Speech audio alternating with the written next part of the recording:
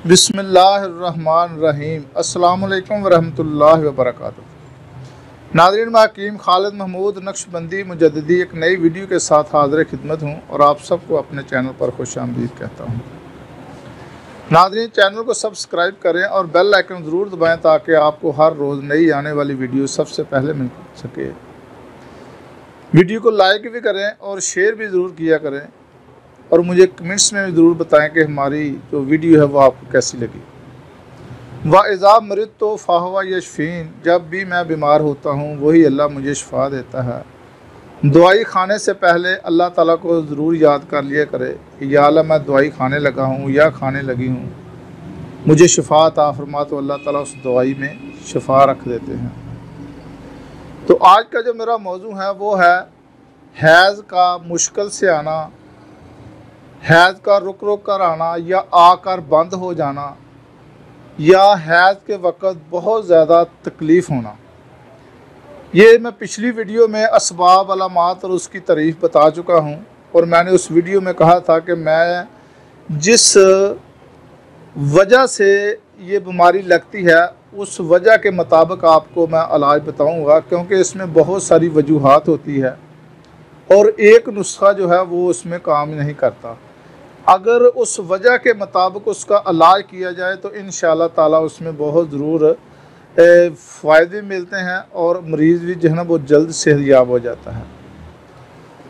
तो इसमें आज का जो टॉपिक है वो ये है कि वो जब कुछ ख़वातीन को हैज़ के दौरान सर्दी से अगर एहतियात ना की जाए तो सर्दी लग जाती है, या हैज़ के दौरान बारिश में भीगने से, या वो ख़वातीन जो बहुत ज़्यादा मोटी ताज़ी होती हैं, या वो ख़वातीन जिसमें चर्बी की मकदार और गोश्त की मकदार बहुत ज़्यादा होती है, इसको तिब में लहीम और शहीम कहा जाता है।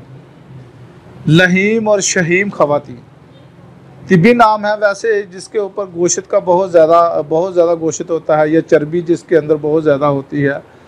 इस वजह से अगर हैज़ का रुक जाना या हैज़ तकलीफ़ से आना या हैज़ का जो है वो आकर बंद हो जाना, अगर इस वजह से है या दमवी मजाज है, तो आज का जो नुस्खा है ये तरतीब के साथ आप समझ लें।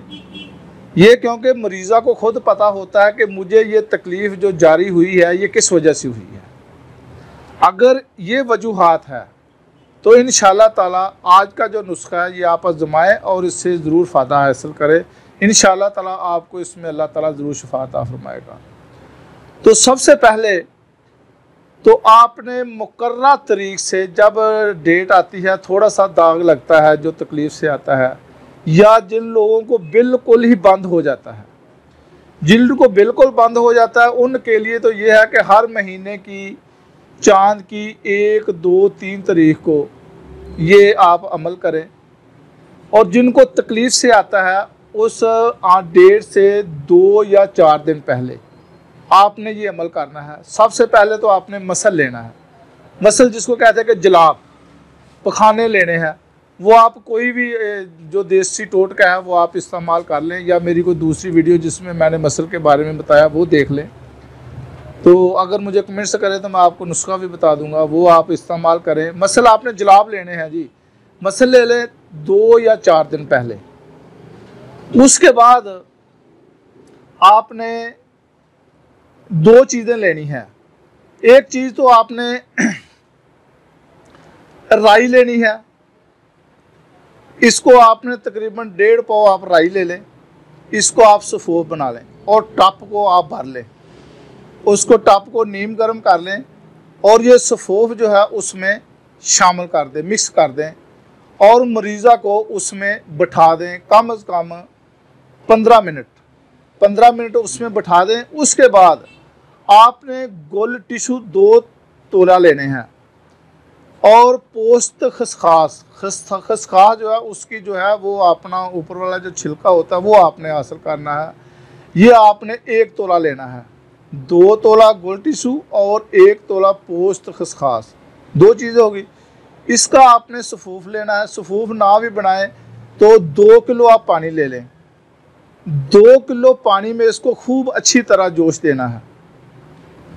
खूब जोश देकर आपने इसको रहम में टकोर करनी है। एक फला लैन का कपड़ा ले लें या कोई मलमल का कपड़ा ले लें, उसमें डुबोएं और डुबोने के बाद इसको रहम पर टकोर करें।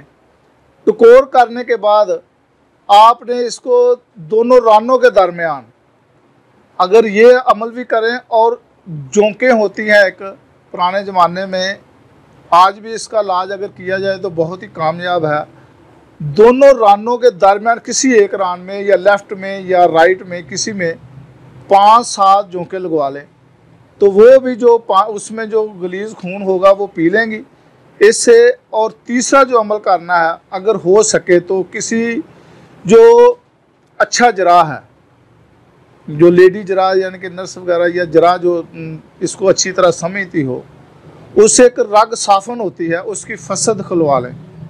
तो इंशाअल्लाह ताला इन वजूहात जो मैंने आपको बताई हैं, बारिश में भीगने की वजह से या हैज़ के दौरान सर्दी लगने की वजह से, या वो ख़वातीन जो मोटी ताज़ी हैं, या वो ख़वातीन जिसके अंदर चर्बी का बहुत ज़्यादा गलबा है या गोशत बहुत ज़्यादा उनके ऊपर चढ़ा हुआ है, अगर इनकी वजह से हैज़ में रुकावट है, हैज़ बिल्कुल बंद है, हार्मोन्स जो है वो डिस्टर्ब हो गए हैं, हैज़ का जो है वो बहुत तकलीफ़ से आना, इन तमाम अमराज के लिए ये आप जो मैंने तरतीब बताई है इसको इस्तेमाल करें, तो इंशाअल्लाह ताला इससे आपको बहुत ज़्यादा फ़वाइद हासिल होंगे।